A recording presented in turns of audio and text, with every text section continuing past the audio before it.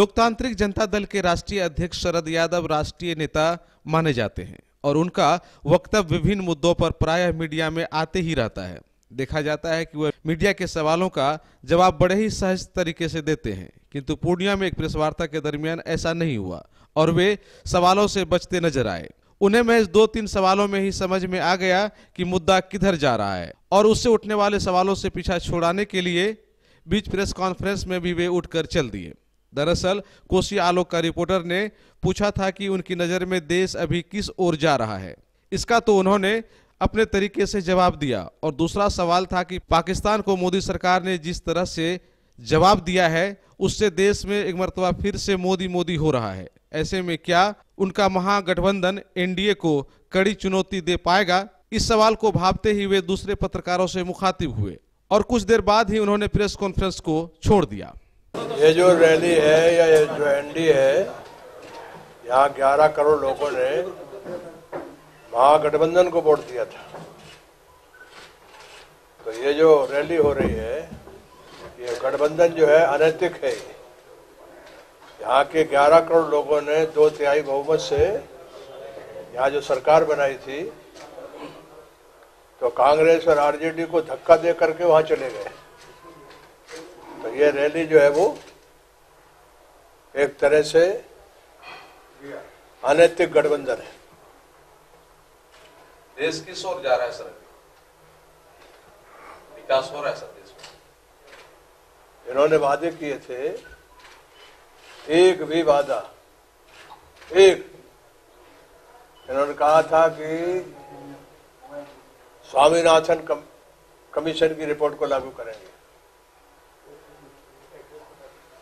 मायने उसके ये है कि जो खेत है उसका किराया, मेहनत, उससे 1.5 गुना दाम देंगे, ये वादा था।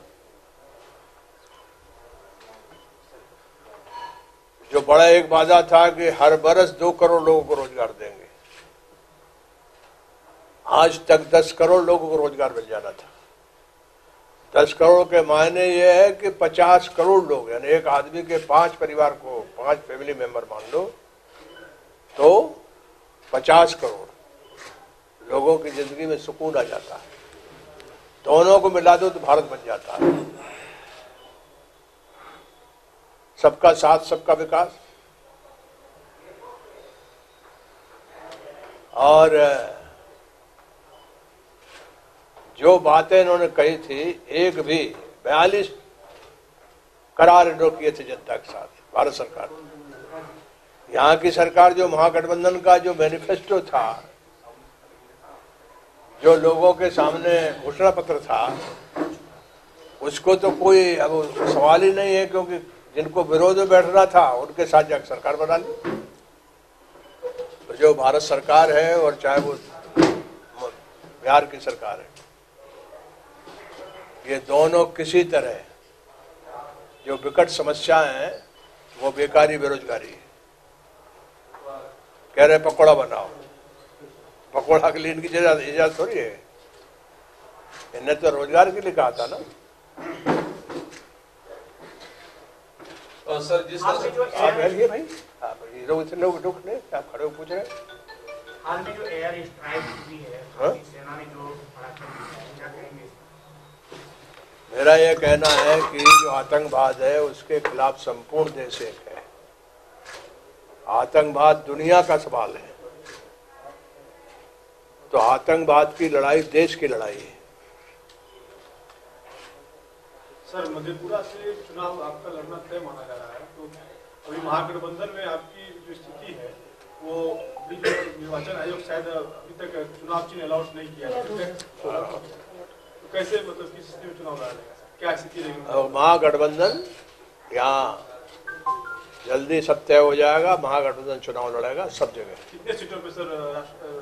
ये अभी तय नहीं है, अभी जा रहे हैं दिल्ली, इसके बाद तय होगा। पूर्णिया की सीट का क्या होगा सर? मैंने कहा ना कि ये अभी सवाल, इसका कोई मायने अभी नहीं है, क्योंकि अभी तय ही नहीं हुआ। चर्चा है कि तेजस्वी जी कह रहे हैं कि शरद यादव जी राजद के सीट से चुनाव लड़ेंगे। मैं कह रहा हूं कि महागठबंधन की मीटिंग अभी हुई नहीं है। किसी तरह का सवाल और उसका जवाब देने के नहीं, सब लोग मिल बैठ करके आगे बढ़ेंगे। धन्यवाद।